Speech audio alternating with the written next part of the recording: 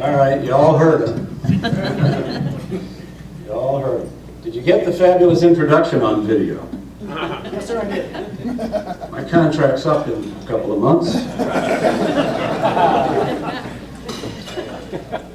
He's the station manager. He already said everything I need to say to him. Hey, it's a hoot to be here. I've been asked about coming by this group over the years for a long time, and it finally worked out. I'm thrilled to be here and see Marilyn Bowler here, a great friend, a longtime friend, just one of the great people in your group and in Charlotte. She and her husband, Bob, were great folk, and we missed her daughter, Vicki, so much at Hancock's Kids First Christmas party this year, where we would see Vicki every year, and that's just a loss, but it's great to see you. I appreciate being here, and I do thank you for the introduction trip. And Bob Freeman, who invited me to the club here a few months ago when Molly was speaking so that I could sit in the audience and make faces and things and do that. Bob has invited Molly to be here today to return the favor, which I really appreciate. And Bob has been a great friend. You know, things just circle and circle and circle. Bob has been a great friend to Jim and Mary Louise Ramsey, who are here. I came into the orbit of their son back in 2004, 2005, Zach. He was one of 155 kids who were on a Make-A-Wish list at that time, when the daughter of Stuart Stout, who is here, and the sister of Holly, who is here, Hope, was asked by Make-A-Wish, what would you like as your wish? And you know, she said, well, how many kids are on your list? 155, and as you guys remember, I'm sure, from 2003, 2004, that was Hope's wish, to grant all of those wishes. And through the celebration of Hope, through that effort, Zach became a Panthers PSL holder and a big Panther fan. I ended up meeting Zach, and all of these things just go around and around and around, and Bob Freeman at his catering company has been the venue for the Give Back with Zach tailgate party that we have every year with a bunch of Panthers, and raise money for Zach's fund, which Zach started with his own money to help families of kids battling cancer. And now, here, you know, Meg McElwain has been there to the Give Back with Zach, a great event, and now you're having a similar event in just a few weeks. Of course, it's basketball tailgating instead of football tailgating, but just, you know, so many, all of these connected circles, and I just want to acknowledge everybody who's here today, and it was a surprise to see so many friends. I didn't know Stuart and Holly were going to be here. We have the celebration of Hope, the March 4th with Hope Gala, coming up this Saturday night. It's going to be a blast. And then my friend Victoria Gonzalez is here. I'm mentioning Victoria's name. She's an immigration attorney, a guest here today. She's on my show a bunch, and she came up and said hello and said, whatever you do, don't tell anybody that you know me.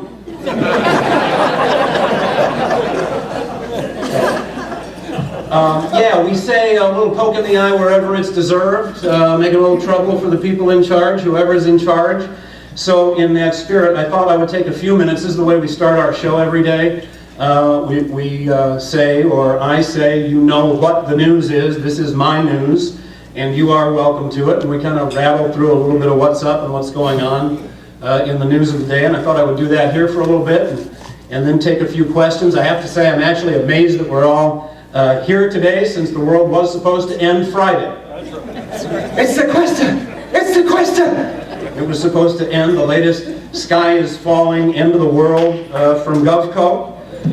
And here's just how end of the world it actually was. The House and Senate, when they couldn't come up with a deal, they just went home.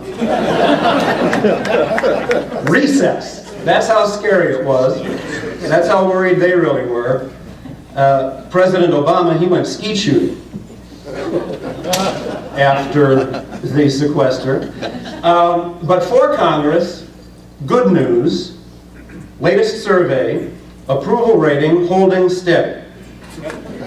Bad news, holding at 15%. Most pornography-watching city in the country. This is a report from the website Pornhub.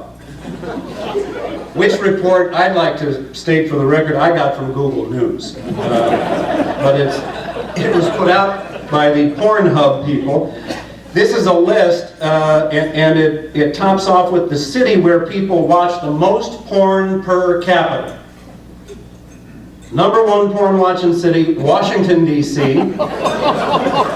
Geniuses in Washington, not satisfied, just doing it to people.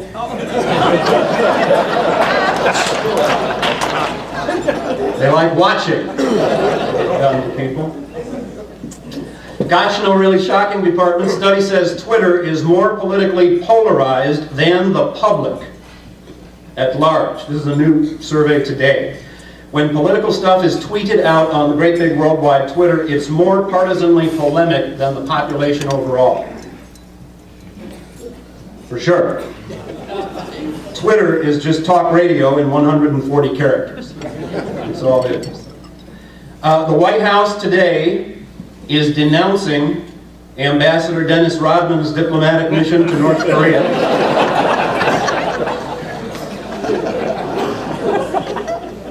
The administration doesn't need anybody competing in the diplomacy genius department with John Kerry. Charlotte, I know you guys know this, Charlotte has been contacted by the U.S. Olympic Committee about bidding on the 2024 Summer Games. This is big. And dear God, please let this be true. Not for all the jobs or the visibility or the economic impact, but for me. This would be so much fun if we could have the Olympics here. Though I do wonder, how much of a credit line will Duke shareholders have to be stuck for to get the Olympics? I don't actually think Charlotte should go for the Olympics. Why stoop to the Olympics? Charlotte's world class. Now Charlotte's on the list. I say bring the Tour de France to Charlotte. Bring it here. The Olympics goes everywhere. Tour de Iditarod. I say bring the Iditarod here. Let's think big and fat. Carnival, Rio. Statue, everything. Bring it all. Forget the Olympics. Hang on. Somebody must have slipped this in here before I left. Breaking news. This just in from the Larson News Network. State Senator Bob Ruccio has just filed a bill to move the Charlotte Government Center to Raleigh. We'll have details as they become available. Okay, now this is big, this is huge, and you may not have seen this one because this is a headline, true headline, from the Chicago Tribune. Michael Jordan buys $2.8 million home near Charlotte. Michael Jordan buys $2.8 million home near Charlotte.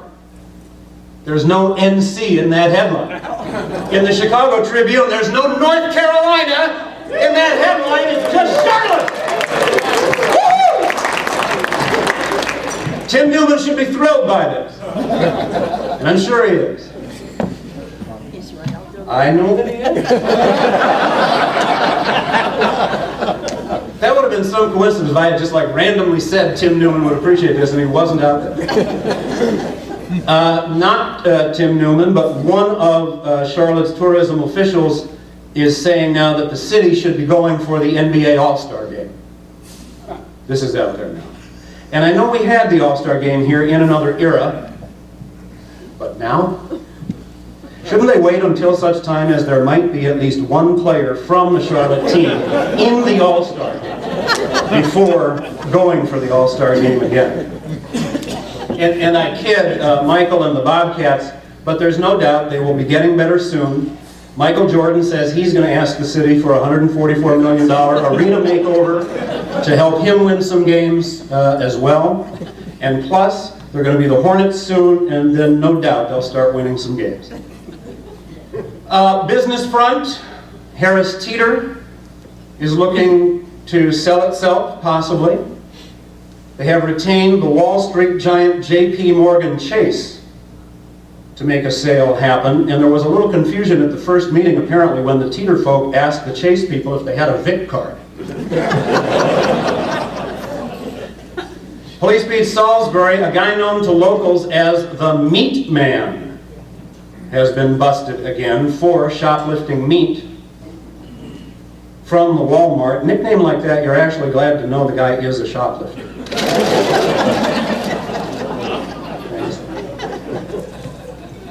Fun for a lot of people, the governor of the state of North Carolina, Patrick McCrory, will be the Grand Marshal for Charlotte's St. Patrick's Day Parade this year. And wait a minute, this is just in from the Larson News Network. State Senator Bob Rucho has just filed a bill to move Charlotte's St. Patrick's Day Parade to Raleigh. People in the news, the Pope is now off in retirement. He got to keep the white cassock. He had to give up the famous red shoes, which had to be a bummer after fighting the wicked old witch so hard for him. Other people in the news, Essie Mae Washington Williams has died. She was 87. Essie Mae Thurmond Washington Williams, the late Senator Strom's biracial love child, the product of his affair with his family's black maid. Essie Mae met Strom when she was a young woman. She kept his secret for 6 decades while he ran for president of the Dixiecrat Party, served as senator, famously declared, "All the guns and bayonets in the army couldn't force the Negro race into our swimming pools, our churches, and our homes." She kept her true identity and his secret to herself until after he died.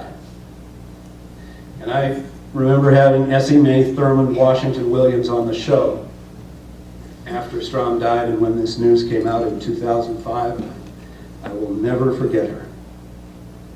She never threw her father under the bus that he made her ride in the back of.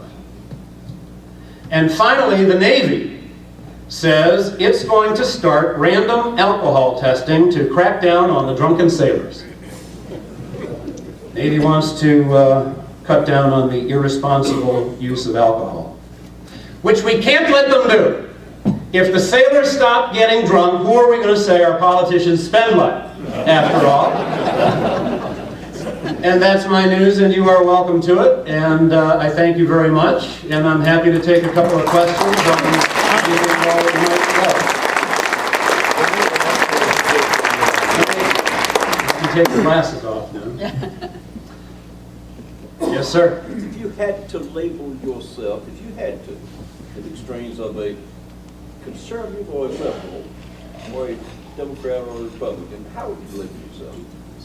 If I had to label myself as the extremes of a conservative, liberal, Democrat, Republican, labels are for soup cans. The whole point of labeling anything is so that you don't have to understand what it is anymore.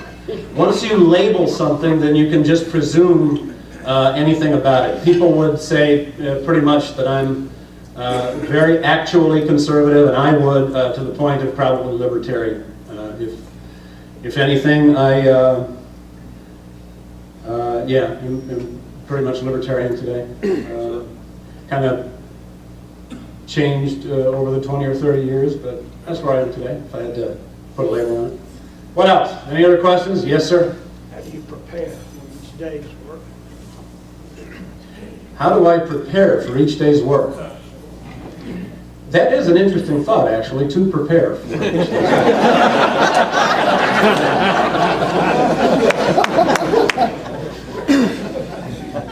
I'm going to give that some thought. No, listen, what I do in particular, it's always been this way for me. Much of the time I was in radio years ago was in mornings, early mornings. And a lot of what I do is the today, now, moment thing, whatever.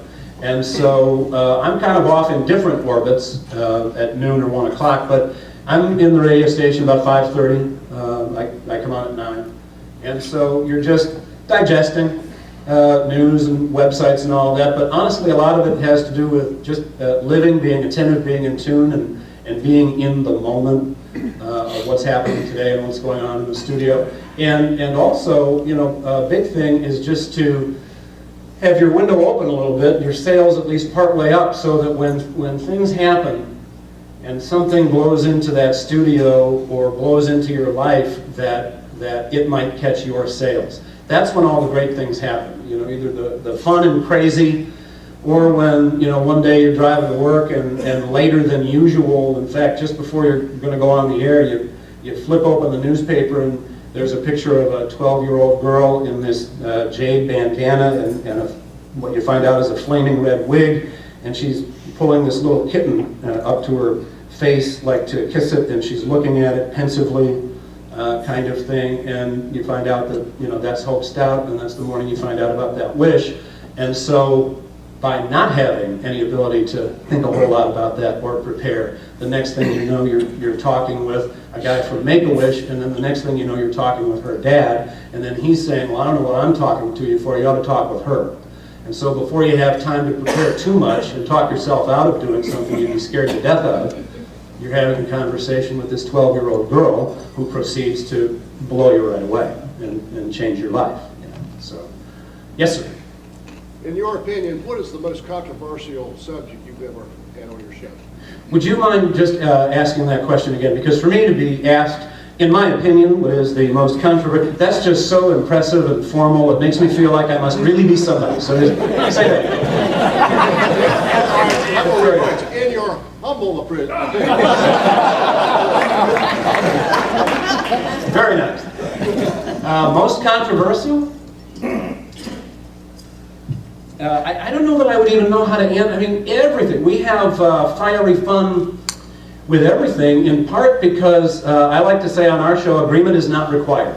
And so we go to some great lengths. I mean, obviously, I have pretty strong points of view on whatever I think, but we try really hard. I mean, that's why one of my favorite guests is Victoria Gonzalez, immigration attorney, and we don't share entirely the same thoughts on the matters of immigration reform, let's say. But Victoria's been in and on for years, and IRIP and battle it out. So what you find is, if you really let all sides, or as many sides as you can, come into things, there's fire and sparks and fun all over the place. Obviously, all the current political stuff, but we've debated for years about when is the essence of a band gone? When the Allman Brothers can call themselves the Allman Brothers because Greg Allman is still in it, but there's nobody from the original Marshall Tucker band still singing Marshall Tucker tunes, and we have wild fun with nonsense like that too. So it's a little bit of everything. Yes, and by the way, I don't want to be the guy that makes people late and then they have a terrible time. So somebody who knows what's going on here, let me know when we're taking the last question, okay? Then I don't have to worry about it. Yes, sir. Who else in your business do you admire, and give us some insight as to why you admire them? What do you consider my business to be? Before I answer that, well, there's a radio business, there's the advertising business, there's kind of TV. Well, let's say a radio talk host, which I assume what you are. Radio. Look, it would be easy for me to say, and obviously I would say, a lot of the long heritage of people who've preceded me at WBT. I do. And I say that in part because, you may not think so, but when you're talking about living out this way, and don't get me wrong, this is fun and I'm privileged to do it, but to last at it for a little while, you have to be doing a few things on a few fronts. Mike Royko, I'll tell you want to know somebody, I grew up in Chicago and I was a big reader and follower of Mike Royko, the political and local columnist in Chicago. And Royko used to say, anybody can outright me for a day. Anybody can outright me for a column, but I'm doing it 5 days a week, kind of thing, and over a period of time. So, people who keep putting out over a long period of time, a lot of people in the long heritage of BT. I love Robert D. Rayford. Bob's a great friend of mine. He's, been having fun with John Boy and Billy for a long time. Bob is a BT alum. He loves BT. He's been on every one of my motorcycle rides. So, there are a lot of people in-house. John Hancock in the building is, probably my best friend in the building. And he's been a great support from day one. John told me first day on the job, he said, welcome to Charlotte. John wasn't from Charlotte either, he's from Denver. And he said, welcome to Charlotte, here's what I know. If you open up your heart and yourself to people, they'll grab you and they'll love you and great things will happen. And so I've kind of tried to follow that. And when I've been able to do that, it's been a life-changing, incredible ride. Anybody else? Yeah. How has your nonprofit work changed the way you do radio, if at all? How has my nonprofit work changed the way that I do radio? By that, do you mean like the rides and things, or? Yeah, that and anything else that you've been involved in. Well, how has it changed? That is actually a really interesting question. It becomes a big part of it, but not in a very, I admit we do our ride. Okay, so that is an event, that has become a thing that we have to work on, and there's planning, and there's the Mecklenburg County Sheriff's Office, and all of that kind of thing. But how it's become a part is just by being there and being open. What has happened is these kids, primarily, come into your life, they grab you by the heart, and they just take you in directions. You know, we rarely see coming the days that are going to change our lives. And so one morning, you know, it's hope stout, and your life, and so therefore who you are and parts of your show, it just changes. I don't know that I could say I did this and now I do that, but it just changes everything about you. And you know, one day you meet Zach Ramsey and you're just overwhelmed, or Jordan Jemsick, or what have you, and it just changes everything about you. It does change your perception of your purpose a little bit, and so you think to an extent, if you can use, look, radio is commerce, we're a commercial broadcasting venture. My job, I try to be very upfront about it, is to assemble an audience to which advertisers want to make themselves known. That's what we do, that's what it's all about, that's the primary purpose. And we've succeeded at that over the 11 years, I'm glad for that. But along with that, you say, wow, if I'm able to use these 50,000 watts as a channel to be of use, to be of service in whatever way seems to be directed, that becomes kind of what it's all about. Or at least that's what is most in your heart and what you care about the most. Yeah? Do you have any writers, or is it all your work product? You know, for better or worse, it's just me, so. Yeah, no, I write or make up or ad lib or lie about whatever it is that I'm doing. Yes, sir, in the back. Can you talk about your experience of being terminated and reinstated and all that? Can I? Yeah, I can. Sure. Well, no. Listen. This was all in the papers, and I talked about it candidly on the air. That was, and as I said on the air, at that time, WBT and management, they said, you know, this is what we're doing. We want you to work in this way, but not that way. We're not going to extend a contract offer as we normally would. And I just didn't know if that was going to work for me. There are things about this business and the way that it works. I just didn't know if that would work for me. So I talked about it. I'll tell you what, management, Tripp and Rick Feinblatt, I will say this, they didn't yank me off the air that day. I was on the air the next day. They have always known and understood the nature of me and the show and what you do and how you do it, so I give them a lot of credit for that. There was a great response from the community, and so we got it worked out, and I'm happy to be there. I was pretty overwhelmed and kind of blown away by, like getting 1,000 emails in a couple hours.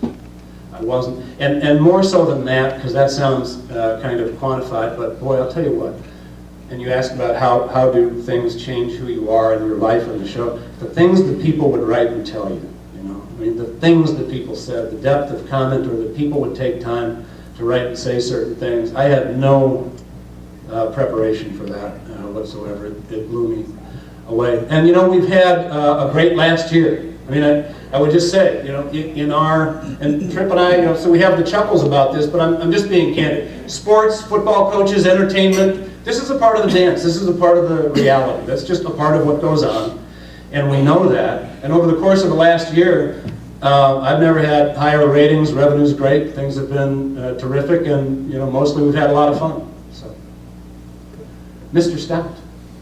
You know, a really important question to ask you. I know you've been very involved with remote and that and everything. When are you going to have Unknown Henson back on? Maybe you ought to tell people about Unknown Henson. Unknown. Well, Unknown Henson's been around Charlotte for a long time. He played at one of our rides. He's been a great friend of our show. He's a piece of work. Unknown Henson. He's also a fantastic guitar player. Plays lead guitar for Billy Bob Thornton, Unknown Henson. He came out and played at our ride where Cassidy Hooper was out with us.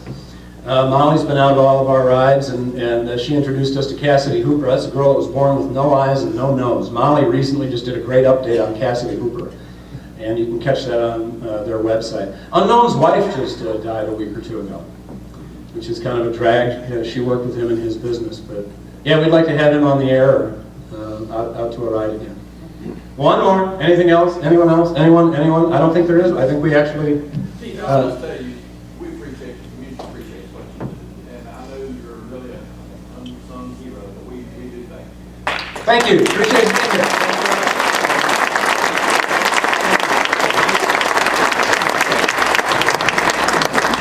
I hate to bust your reputation, but I think our membership got a little bit of a peek inside who you really are, and I will share, I hope you don't mind if I share with them that when Vicki died, this guy stepped up with a very generous scholarship fund for which was unexpected and so greatly appreciated, so thank you very much. I appreciate that. He doesn't like people to know that he's a marshmallow heart, but in truth he is. As a way of thanking you, we have made a donation to the Rotary Foundation in your name. It's been awesome to have you here, Trip. We're so glad you brought him to us, Bob Freeman. We're glad you brought him to us.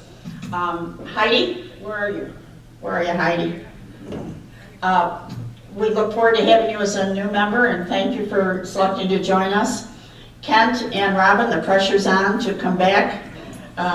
Not to come back, you'd be new to Charlotte Rotary, but not new to Rotary, period. So we'd love to have you as a member of the club. Our speaker next week is Cecil Newton, who is Cam Newton's father.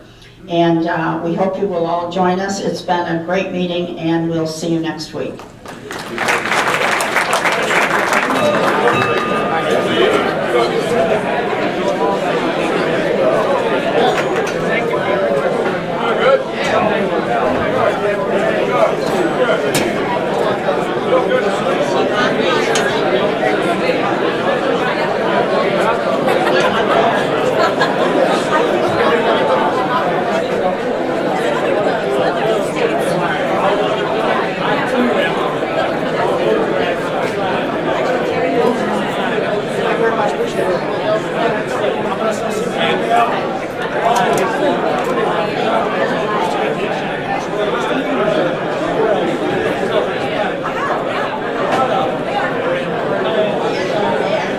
Thank you.